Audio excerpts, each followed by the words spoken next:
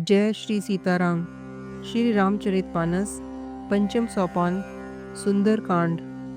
प्रसंग है हनुमान विभीषण संवाद। जय श्री सीताराम। श्री हनुमान जी सीता माता की खोज में इधर उधर सब जगह लंका में खोज कर रहे हैं। प्रत्येक महल को हनुमान जी देख चुके हैं। रावण के महल में भी वे प्रवेश करते हैं और देखते हैं कि रावण सोया हुआ है, परंतु सीता जी उन्हें कहीं नहीं नजर आती। फिर एक सुंदर महल दिखाई दिया। वहाँ भगवान का अलग मंदिर बना हुआ है। रामायुध अंकित ग्रह शोभा बरनी न जाई, नव तुलसी का वृंद तहाँ देखी हर्ष कबीराई। वह महल श्री राम जी के धनुष बाण के चिन्हों से अंकित था। उसकी शोभा का वर्णन नहीं किया जा सकता। वहाँ नवीन नवीन तुलसी के वृक्ष समूहों को देखकर कपिराज श्री हनुमान जी हर्षित हुए।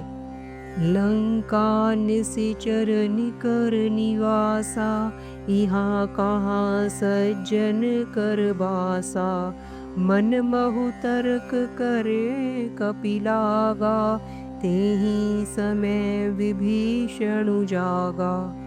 लंका तो राक्षसों के समूह का निवास स्थान है। यहाँ सज्जन साधु पुरुष का निवास कहाँ? हनुमान जी मन में इस प्रकार तर्क करने लगे। उसी समय विभीषण जी जागे। राम राम तेहि सुमिरन कीन्हा, हृदय हरस कपि सज्जन छीन्हा, एहि सन हठी कर उपहचानी, साधु ते होई न कारज हानि। उन्होंने अर्थात विभीषण जी ने राम नाम का स्मरण किया। हनुमान जी ने उन्हें सज्जन जाना और हृदय में हर्षित हुए।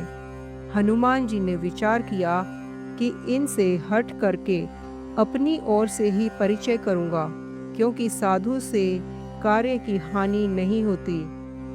विप्र रूप धरि बचन सुनाए, सुनत विभीषण उठी तह आए, करी प्रणाम पूछी कुशलाई, विप्र कहू निज कथा बुझाई।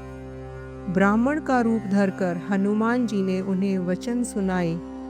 सुनते ही विभीषण जी उठकर वहां आए, प्रणाम करके कुशल पूछी और कहा कि हे ब्राह्मण देव, अपनी कथा समझाकर कहिए कि तुम हरिदासन मह कोई, मोरे हृदय प्रीति अति होई, कि तुम राम दीन अनुरागी, आयहु मोहि करन बड़ भागी। विभीषण जी पूछते हैं, क्या आप हरि भक्तों में से कोई है?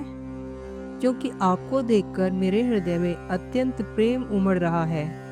अथवा क्या आप दीनों से प्रेम करने वाले स्वयं श्री राम जी ही हैं, जो मुझे बड़भागी बनाने आए हैं, अर्थात घर बैठे दर्शन देकर कृतार्थ करने आए हैं।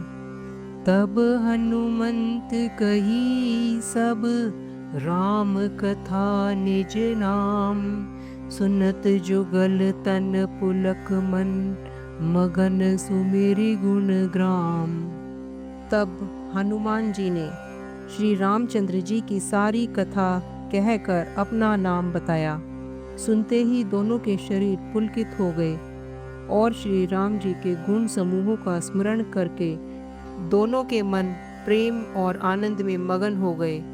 सुनहु पवन सुत रहनी हमारी, जिमि दस नहीं महु जीभ बिचारी, तात कबहु मोहि जानी अनाथा, करहि कृपा भानुकुल नाथा।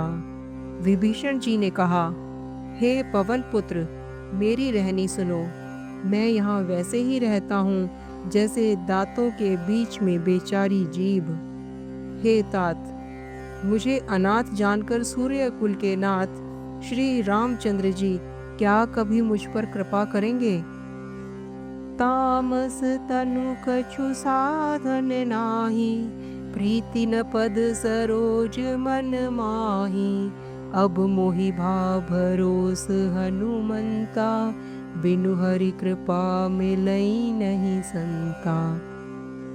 विभीषण जी कहते हैं, मेरा राक्षस शरीर होने से साधन तो कुछ बनता नहीं और न मन में श्री राम जी के चरण कमलों में प्रेम ही है।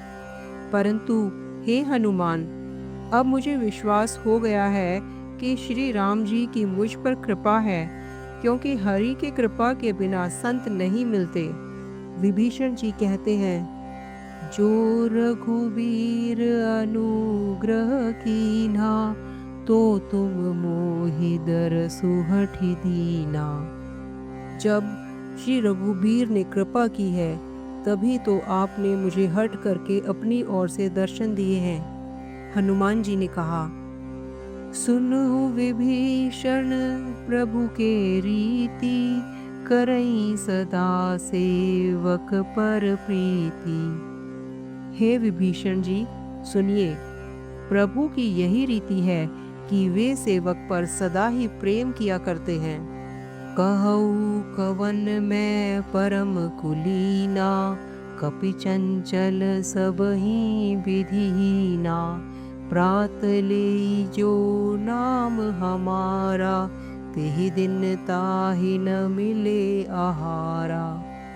भला कहिए, मैं ही कौन बड़ा कुलीन हूँ, जाति का चंचल वानर हूँ और सब प्रकार से नीच हूँ।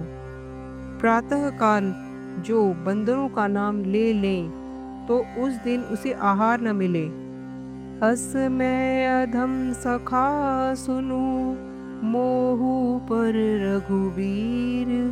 कीन्ही कृपा सुमेरी गुण, भरे बिलोचन नीर।